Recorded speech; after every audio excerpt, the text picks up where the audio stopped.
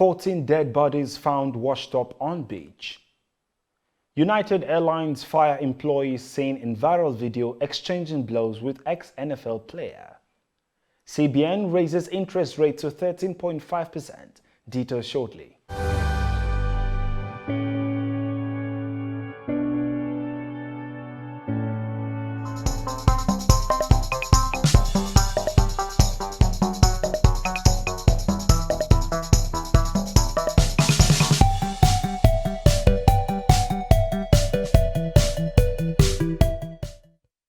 This is TOS Television, your digital-first Pan-African news network. I am Merciful Ajinamo, and this is TOS News 360.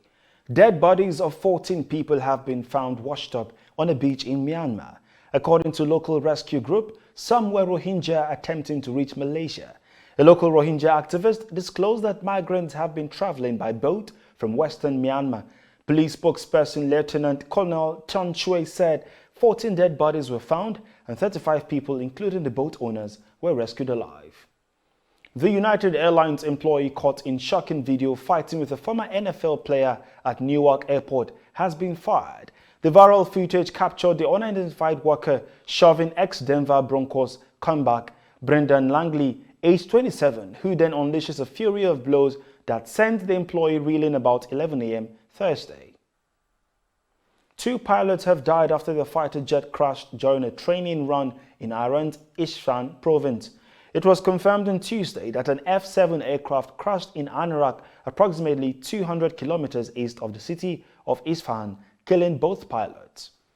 In Nigeria, an Ikeja domestic violence and sexual offences court under the ruling of Justice Abiola Soladoye on Monday sentenced a dismissed policeman, Mohammed Alidu, to life imprisonment for defiling a 9-year-old schoolgirl in police barracks.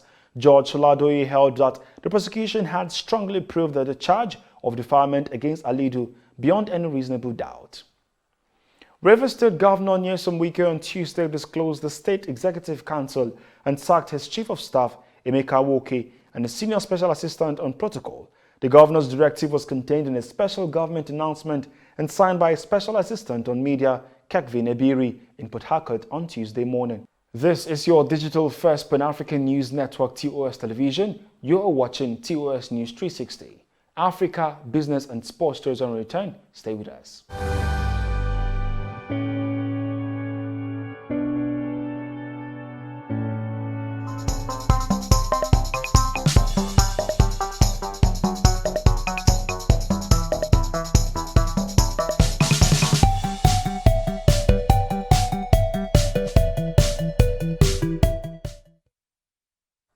Thanks for staying. Rwanda's military have called on regional monitors to investigate Congolese forces after it accused the Central African troops of wounding several civilians in cross-border bombardment.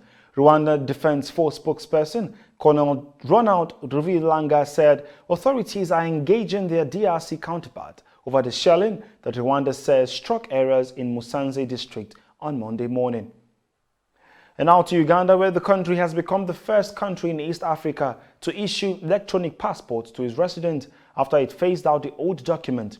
Consequently, those who are yet to obtain the newly introduced e-passport are unable to travel outside of Uganda. Uganda's old passport was superseded by EAC agreement. In Zimbabwe, the country has commenced an international conference in an attempt to gain international support for its campaign to sell its seized ivory stockpile. If the Southern African country is not allowed to sell its 130 tons of ivory, which is estimated to be worth $600 million, officials have warned that it will withdraw from the Convention on International Trade in Endangered Species or CITES. Talking business, the Central Bank of Nigeria on Tuesday raised the interest rate to 13.5% for the first time in years. The interest rate was raised from 11.5% to 13.5%. The CBN Governor Gordon Emefiele announced this on Tuesday while addressing newsmen after the Monetary Policy Committee meeting in Abuja. According to the CBN Governor, the move is to prevent the blooming inflation, noting that the MPC had to increase the monetary policy rate by 150 basis points. In sports, the Confederation of African Football has announced that Zimbabwe and Kenya will not compete in the 2023 African Cup of Nations AFCON.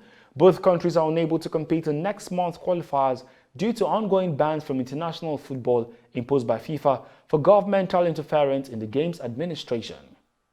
And that is TOS News 360 on your digital first Pan-African news network. For more updates, visit www.tostvnetwork.com. Follow and like our social media handles on Facebook, Twitter, and Instagram. Remember to subscribe on YouTube. Do stay with us and enjoy more programs on TOS Television Network. I am Merciful Ajinamo. Thanks for watching.